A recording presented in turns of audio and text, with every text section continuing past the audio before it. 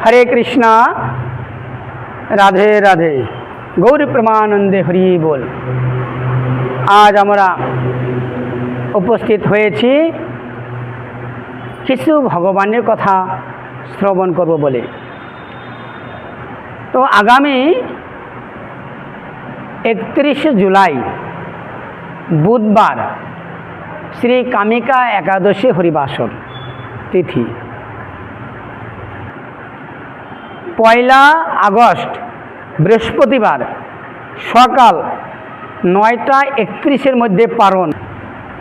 ভগবান শ্রীকৃষ্ণ যুধিষ্ঠির মহারাজকে ব্রহ্মবর্ত পুরাণে বলছেন, হে যুধিষ্ঠির মহারাজ, এই কামিকা একাদশীর মহিমা শ্রবণ করো। তো ভগবান এই কামিকা একাদশীর মহিমা বলতে লাগলেন।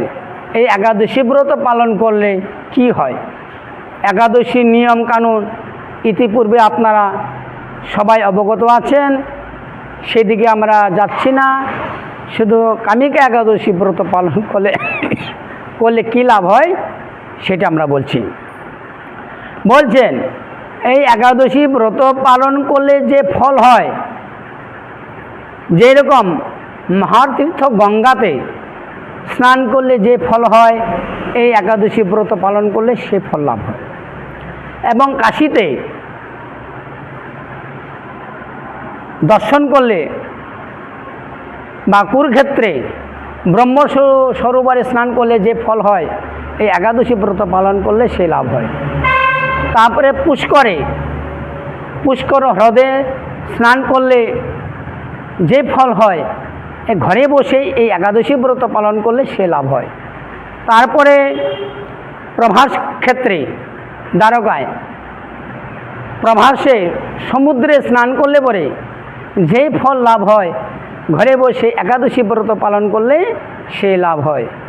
এবং নাসিকে গোদাবরী নদীতে স্নান করলে যে ফল লাভ হয়, একাদশী ব্রত এই কামিকা একাদশী ব্রত পালন করলে সেই লাভ হয়।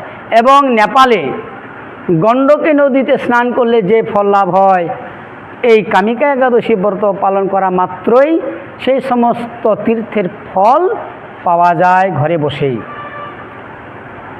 আরও বলছেন, এই একাদশী ব্রত পালন করলে বাজপেয় যজ্ঞের ফল লাভ হয়। বাজপেয় যজ্ঞ মানে অনেক যজ্ঞের ফল লাভ হয়। এবং শ্রদ্ধার সহিত এই একাদশী ব্রত পালন করলে শ্রী বৈকুণ্ঠে বাস হয়।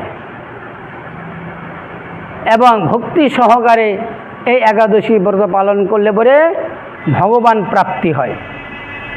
আরও বলছেন, এই একাদশী ব্রত পালন করলে পরে আমাদের মাতৃহত্যা, পিতৃহত্যা, ব্রহ্মহত্যা এবং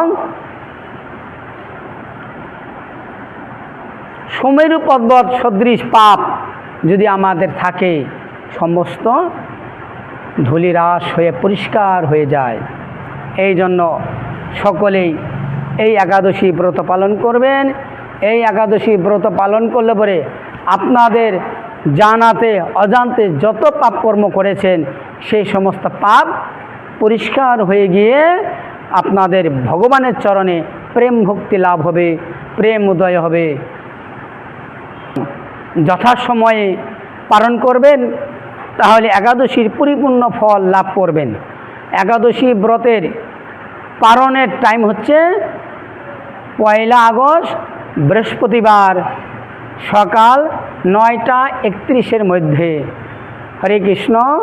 একাদশীর মহিমা শ্রবণ করলেন, এখানে বিশ্রাম। রাধে রাধে। হরি বল।